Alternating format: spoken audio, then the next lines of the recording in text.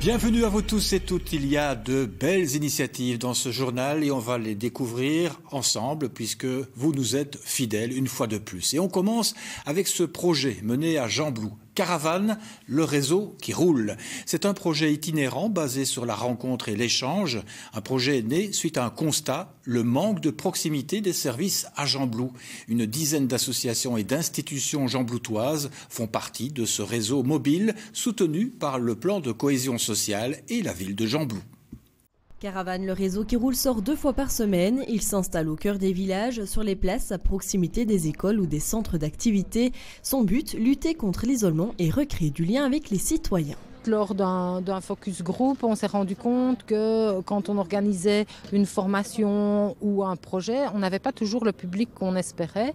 Et on s'est dit, soit on a un problème de communication, soit les gens qui pourraient venir chez nous ne viennent pas pour différentes raisons.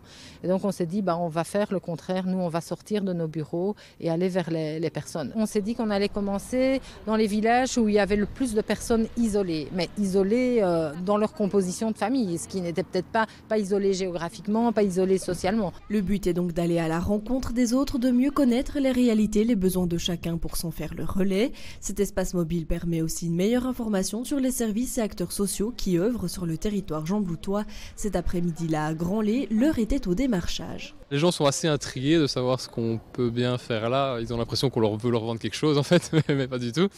Et donc ils sont assez surpris de voir qu'on vient jusque là pour leur présenter tout ce qui se fait dans la commune. Ils trouvent ça assez chouette. Et quand on discute un peu avec eux et qu'on présente les différents projets, en fait ils n'ont aucune idée que ça existe. Et tout de suite, ça intéresserait peut-être mon voisin. Mais oui, mais justement, j'ai entendu ça une fois, mais on ne savait pas comment faire. Et donc voilà, c'est vraiment chouette. Ils sont contents qu'on puisse venir à leur rencontre. Au total, c'est donc une trentaine de travailleurs qui se mobilisent pour ce projet. Sous la tonnelle, plusieurs activités sont organisées à destination des petits et des grands. Jeux de société, jeux en bois, livres ou encore tricot. L'un des souhaits à venir serait d'avoir en plus de cette tonnelle une vraie caravane à disposition. Ce qu'on souhaiterait vraiment, c'est avoir soit un van ou un mobil-home où on puisse quand même accueillir les personnes à l'intérieur, qu'on ait un petit coin informatique. Voilà, pour faire des recherches, parce que la personne a des difficultés pour écrire un courrier, on peut lui faire avec elle, lui montrer différentes choses, etc. Et garder quand même la tonnelle parce qu'on trouve ça super convivial et puis c'est gai d'être dehors, même s'il fait un peu moins beau, mais c'est plus facile que d'être dans une salle, on a plus facile à aller vers les personnes. Quelques villages gembloutois n'ont pas encore reçu la visite de la caravane, un projet prévu pour 2020. Depuis le début, ce réseau mobile est allé à la rencontre d'environ 300 personnes. Prochaine étape, distribution de flyers dans les boîtes aux lettres des citoyens.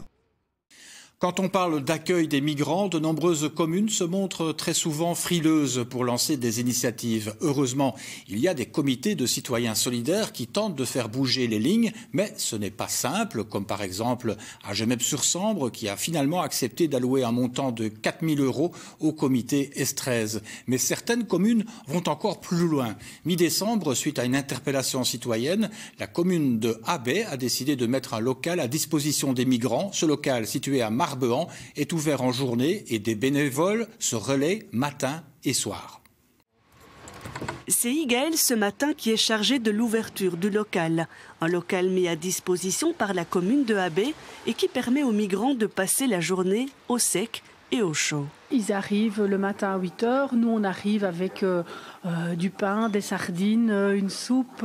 On vérifie qu'il y a bien une couverture et des draps pour chacun. Et puis voilà, on leur fait un petit café, on les laisse la journée. La journée, car ces migrants soudanais en transit vivent à horaires décalés.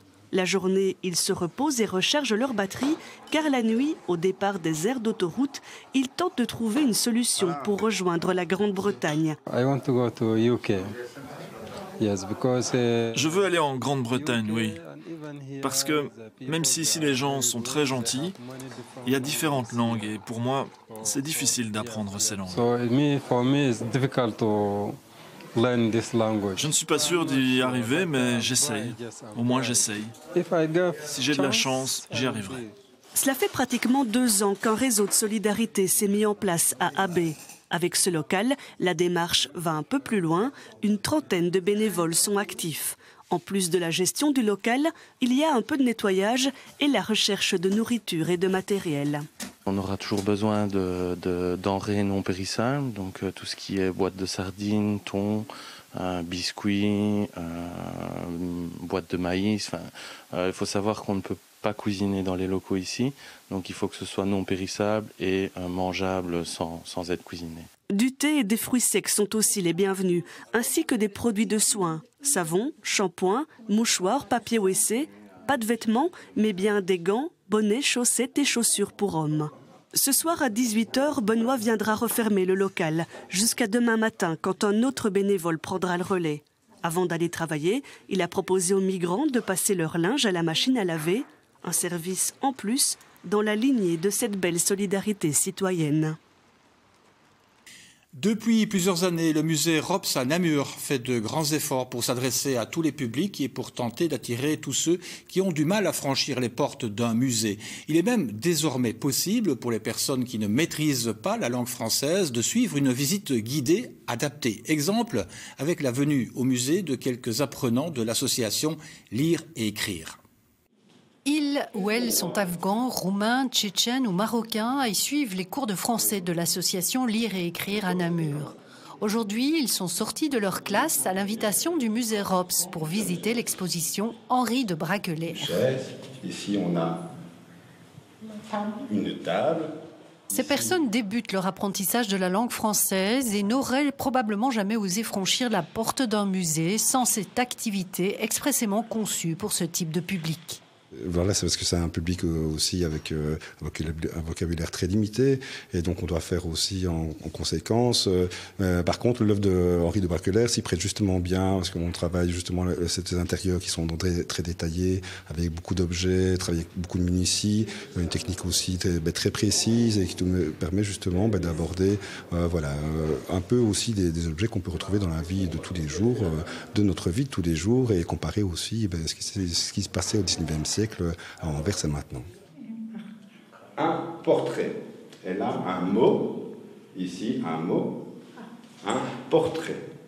La visite est ludique et interactive, ce qui permet de s'exprimer et d'enrichir son vocabulaire tout en côtoyant des œuvres d'art.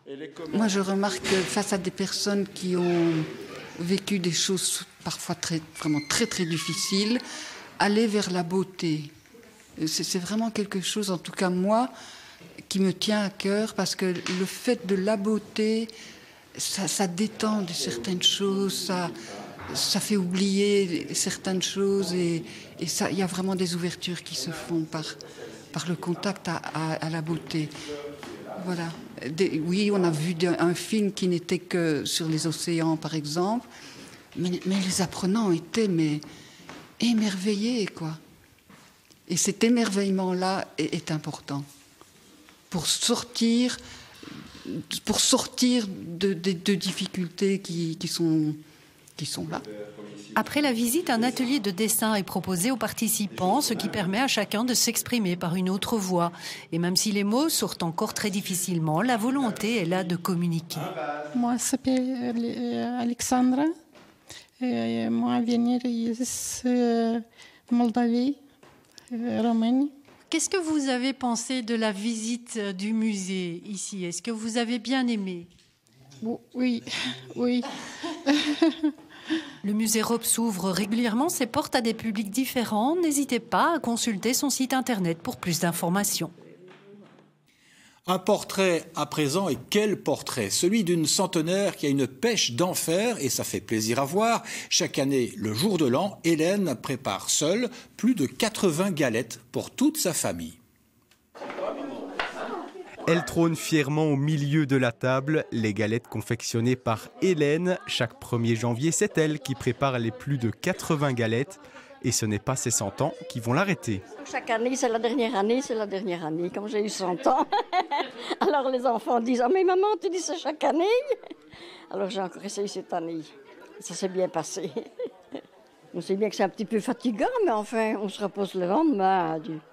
Voilà. Puis je suis contente de recevoir toute ma famille comme ça. Oui, c'est un beau jour, il aime de se retrouver tous ensemble ici. Une maman, grand-mère et arrière-grand-mère qui impressionne. Je trouve que c'est incroyable, ça arrive pas souvent et ouais.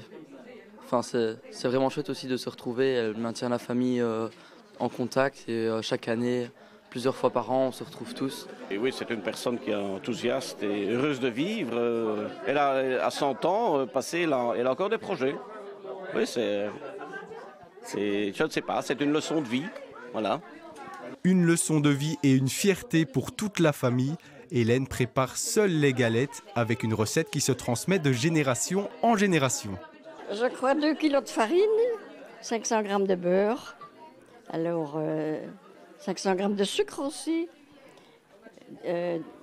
12 œufs, et puis 400 grammes de levure fraîche, de la levure fraîche, et puis c'est tout.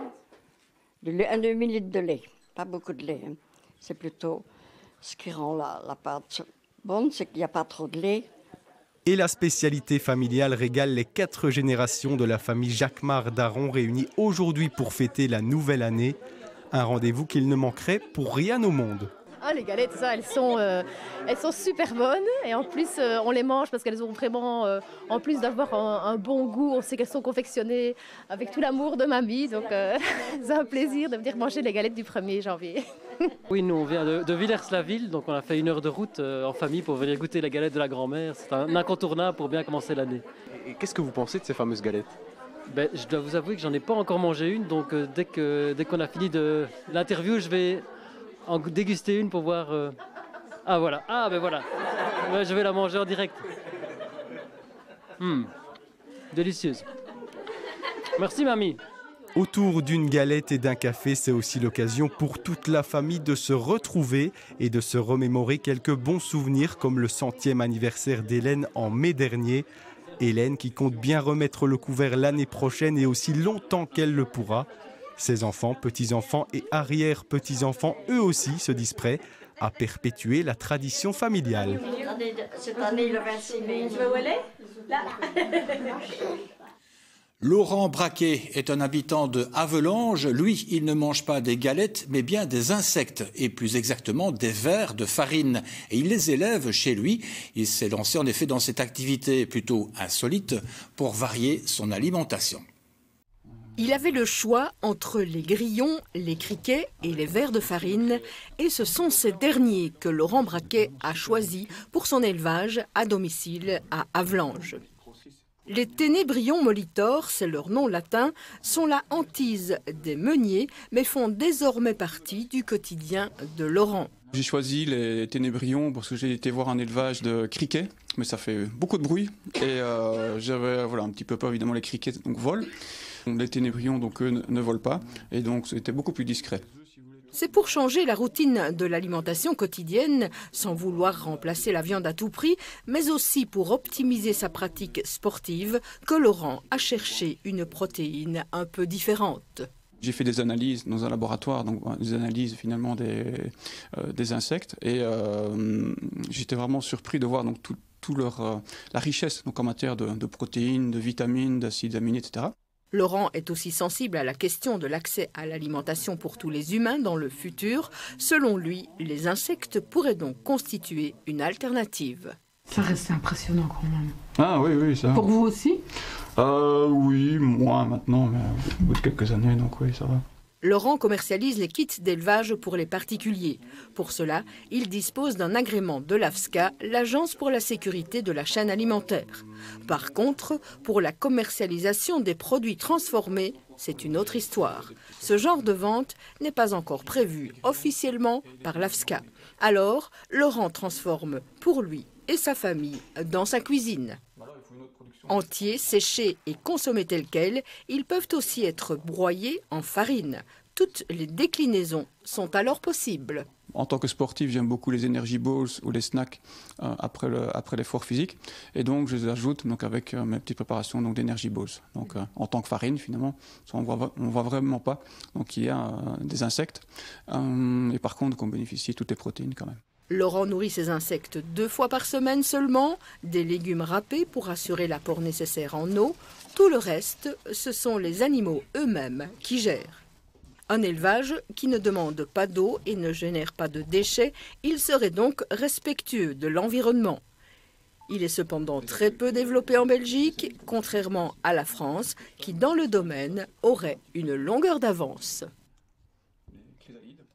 Parmi les initiatives lancées par les communes, on peut également retenir celle de la commune de Sommeleuze. Elle propose une prime pour l'adoption d'animaux issus de refuges. Objectif, sensibiliser la population au bien-être animal. Dans ce refuge, Pascal s'occupe d'une 60aine d'équidés. Certains de ces chevaux sont disponibles pour l'adoption immédiate. C'est le cas de ces 2 poneys à la retraite. Après une carrière dans un centre équestre, ils étaient destinés à l'abattoir avant d'être recueillis. À partir du moment où les animaux ne sont plus opérationnels, ils les vendent pour la viande. Ici, Pascal prend soin de chevaux abandonnés, voire parfois maltraités. Son ASBL La Passerelle fait partie des refuges agréés par la région wallonne. Depuis le début de l'année, la commune de Sommeleuze prévoit une prime pour les futurs acquéreurs d'animaux en provenance de refuges comme celui de Pascal. Cette prime correspond à 50% du montant de l'achat, un montant plafonné à 100 € par adoption. On espère, à travers cette prime, réorienter les gens vers les refuges agréés pour essayer de limiter un peu ou désengorger ceux-ci, plutôt que ceux-ci se tournent vers le marché privé, etc. Ça va effectivement favoriser, je l'espère, les adoptions, que ce soit au niveau chevaux, chiens ou chats. Parce qu'il y a tellement d'animaux qui attendent à trouver une nouvelle famille. Donc plutôt que d'aller acheter un animal, autant en adopter un et lui donner une deuxième chance. L'un des autres objectifs recherchés par les autorités de Sommeleuze, c'est aussi un meilleur contrôle sur les familles d'accueil pour que l'animal ne tombe pas entre de mauvaises mains. Pour adopter un animal, il y a un certain contrôle qui est fait, il y a un certain screening qui est fait de la personne, on vérifie si la personne est apte, etc., si elle saura s'en occuper. Et c'était quelque chose aussi qu'on visait à favoriser via cette prime. Une fois l'animal adopté, il suffit de se rendre à la commune de Sommeleuze en déant les 6 mois pour faire sa demande de remboursement. Se promener dans la nature, c'est bien, mais la découvrir en compagnie d'un guide, c'est mieux. C'est en tout cas ce qu'ont pu expérimenter les quelques promeneurs qui ont participé ce week-end à Profondeville à une balade à la recherche des traces animales. Situé sur le flanc de la vallée de la Meuse, à Profondeville, le bois de la Petite Hulle était le terrain d'expérimentation d'une petite dizaine de promeneurs ce dimanche. C'est à l'invitation de l'ASBL Défi Nature et d'un de ses guides qu'ils se sont lancés sur la piste des animaux sauvages. Moi, mon but ici, vraiment, de la découverte, c'est de montrer que dans du périurbain, c'est-à-dire la région namuroise, à proximité de la ville, il y a de la vie dans les bois. C'est pas exclusivement réservé aux grandes forêts ardennaises, mais qu'en se promenant autour de chez soi, au fond de son jardin, il y a une vie sauvage qui existe réellement, avec des animaux qui y vivent, qui profitent parfois de l'aide de l'homme, ou bien qui la fouillent, mais c'est prouver aux gens que voilà, il ne faut pas s'enfoncer à 200 km dans les Ardennes que pour voir quelque chose. Regardez, j'ai une trace, une empreinte. Les participants sont attentifs et avides de découvertes. Le grand coussinet, c'est sur un chien. Sur le renard, il frôle. En fait, je suis Défi Nature depuis 1 an et comme c'était à Profondeville et que je voulais mieux connaître les bois et l'entité, je suis venue, voilà. On apprend des choses effectivement qu'on n'a peut-être pas revues depuis l'école primaire aussi, certains fruits des arbres, les traces aussi, comme bon, on n'en a pas encore vu beaucoup, mais remettre un petit peu les animaux, leur taille, leur poids, leur manière de manger, de vivre, c'est toujours aussi assez intéressant. Oui, on a vu des traces de sangliers, d'écureuils. Et on pensait avoir trouvé une trace de renard, mais c'était en fait un chien. C'est facile de reconnaître les traces des animaux pour toi ? Avec un guide, ça va. Il faut en effet un regard affûté. Tout se joue dans l'observation du détail. Ici, dans ces fougères, ce sont des excréments de chevreuil qui suscitent l'intérêt. Ça n'a pas d'odeur. Non. Parce que j'expliquais, c'est justement, si ça sent, mon prédateur, il sait bien que je suis là. Ah oui. Un peu plus loin, notre guide s'arrête au beau milieu d'une flaque qui sert de bain de boue aux sangliers.